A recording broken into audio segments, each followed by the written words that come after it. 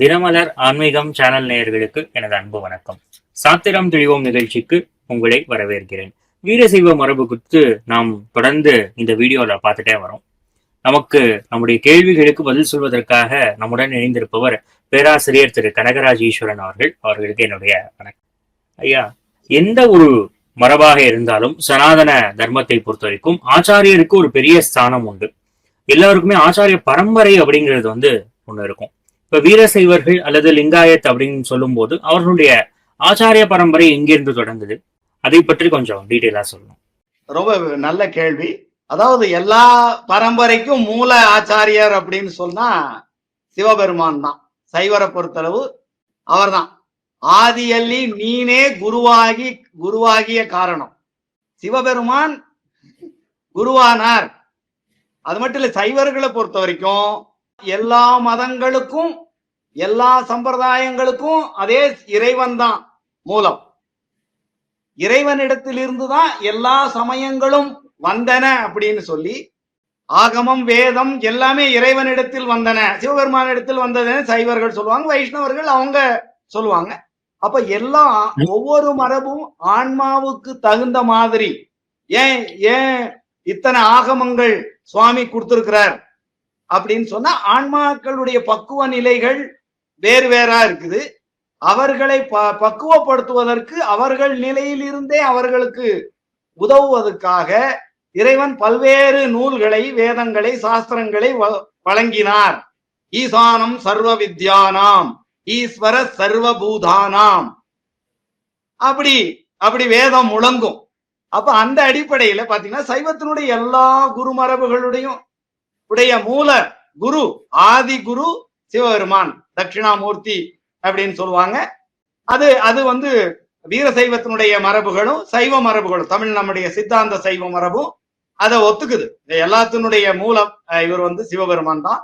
ஆனா இங்க பாத்தீங்கன்னு சொன்னா சிரௌத்த சைவ சித்தாந்த மரபு, அந்த மரபு லிங்கதாரணம் உள்ள மரபுங்கிறதுனால, ஏன்னா இந்த மூணு மரபையும் தொடர்ந்து நம்ம பார்த்துட்டு இருக்கிறோம்.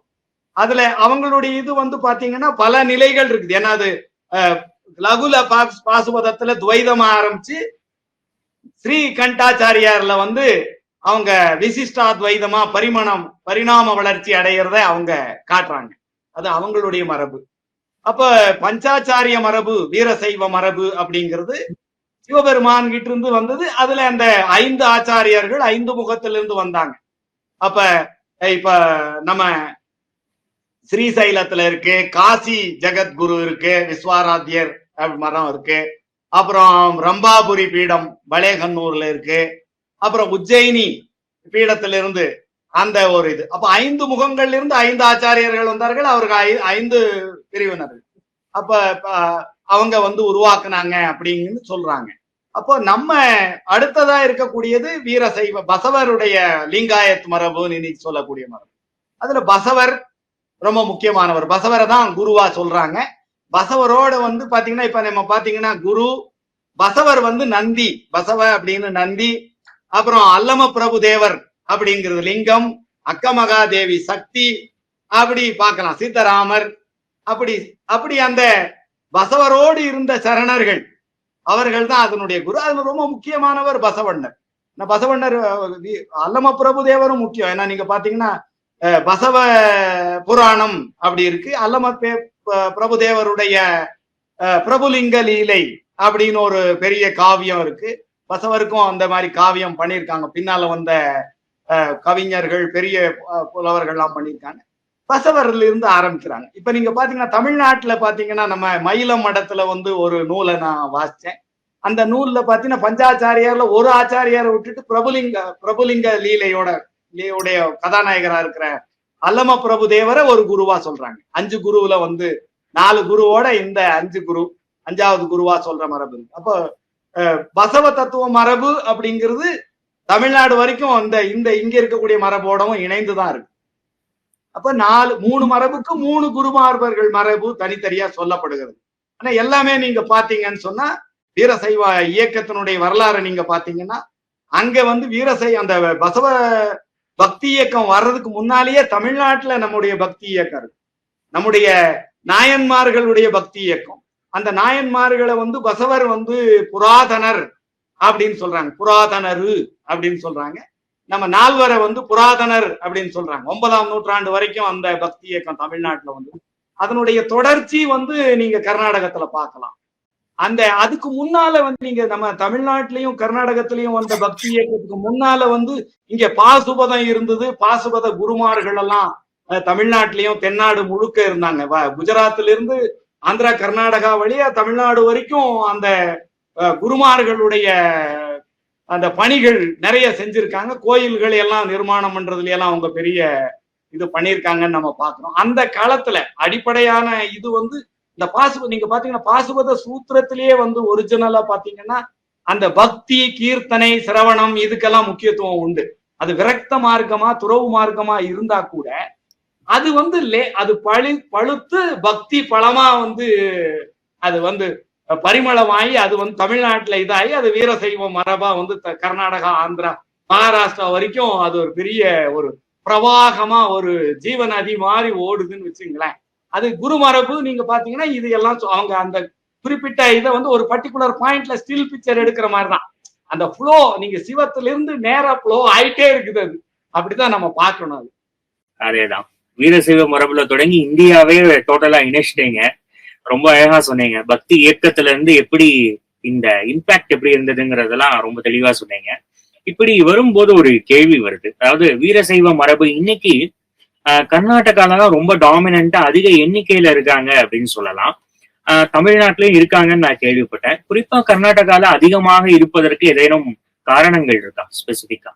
முக்கியமா நீங்க வந்து பாத்தீங்கன்னா பசவாதி சரணர்கள் நம்ம சொல்லுவோம், சிவ சரணர்கள் சொல்லுவோம், சிவன் அடியார்கள் அப்படிங்கிறத கர்நாடகத்துல சரணர்கள் சொல்லுவோம், சமஸ்கிருத வார்த்தை.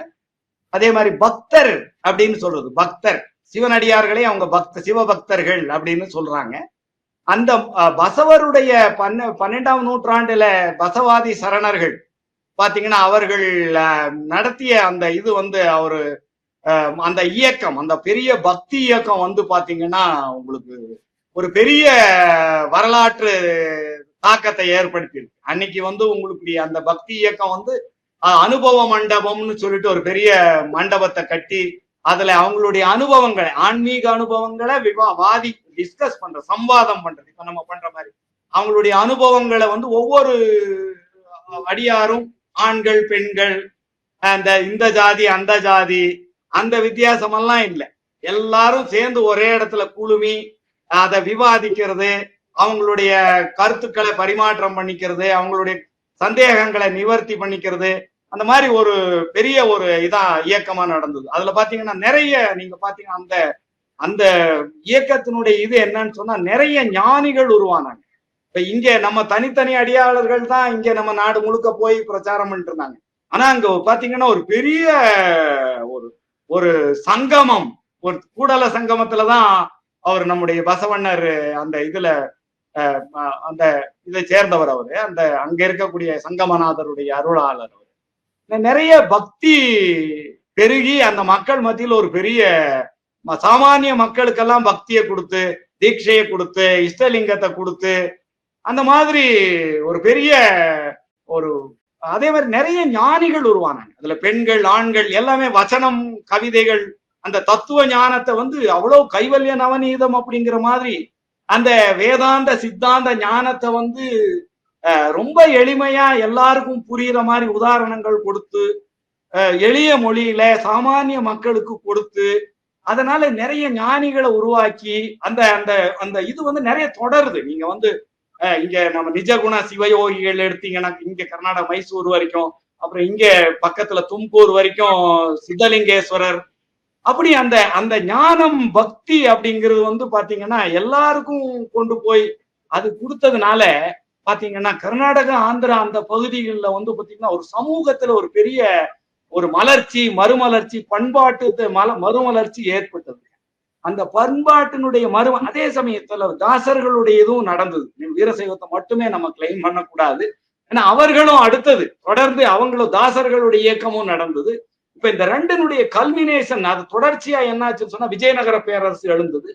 விஜயநகர பேரரசுல நிறைய முக்கியஸ்தர்கள், விஜயநகர பேரரசனுடைய ஸ்தாபகர்களா இருக்கிற ஹரிஹரர் புக்கரே வந்து பாத்தீங்கன்னா ஜங்கம சகோதரர்கள் தான். சங்கமர்னு படிப்போம். அது ஆக்சுவலா ஜங்கம இளைஞர்கள் தான் அந்த ஸ்தாபனம் பண்றாங்க. அப்போ நீங்க வந்து அந்த அதுக்கப்புறம் வந்த நிறைய அதிகாரிகள், பாளையக்காரர்கள் இவர்களெல்லாம் வந்து பல பேர் வீர சைவர்களா இருக்கிறாங்க. அந்த வசன இலக்கியங்கள் வந்து அதுக்கு புத்துயிர் கொடுக்கப்படுகிறது. இலக்கிய வளர்ச்சி, காவிய வளர்ச்சி எல்லாம் கன்னடத்திலையும் ஏற்படுது, தெலுங்குலையும் ஏற்படுது. உங்களுக்கு தெலுங்குலையும் பால் குறுக்கி சோமண்ணா இந்த மாதிரி பெரிய புலவர்கள்லாம் உருவாயிருக்காங்க. அதான் பெரிய ஒரு அறிவு, உணர்வு, பண்பாடுங்கிற அளவுல ஒரு பெரிய மறுமலர்ச்சி ஏற்பட்டிருக்கு. அதனால மக்கள் மத்தியில நல்ல பரவுச்சு. எளிமை வீரசைவத்தினுடைய பசவ வீரசைவத்தினுடைய லிங்காயத்தினுடைய சிறப்பு என்னன்னா எளிமை. ரொம்ப சொபஸ்டிகேட்டடான இதெல்லாம் இல்லை. லிங்கத்தை எடுத்து கையில வச்சு பூஜை பண்ணி தண்ணி ஊத்தி பூ விபூதி வச்சு பூவை வச்சு தூப தீப நைவேத்தியம் பண்ணிட்டோம், சிம்பிள். அதுவும் நிறைய பழம் இதெல்லாம் வேண்டியதில்லை. வெறும் 4 பழம், ஒரு திராட்சையோ ஒரு கல்கொண்டோ வச்சு பூஜை பண்ணிட்டு தியானம் பண்ணிட்டு ஜபம் பண்ணிட்டு அவ்வளவுதான்.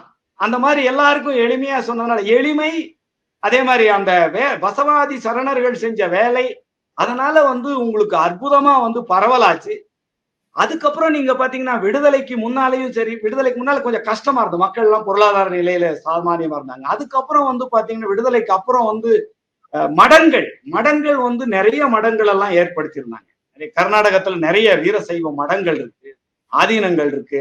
அவையெல்லாம் வந்து தொடர்ந்து தர்ம பணிகள், கல்வி பணி எல்லாம், சமூக பணிகள் எல்லாமே நிறைய செய்ய ஆரம்பிச்சாங்க. இன்னும் வரைக்கும் நிறைய செஞ்சுட்டு இருக்காங்க. தமிழ்நாட்டுல இருக்கிற மடங்கள் செய்யற பணிகளை விடவும் அதிகமா வந்து நிறைய மடங்கள் இருக்கு, நிறைய பணிகளும் செய்யறாங்க.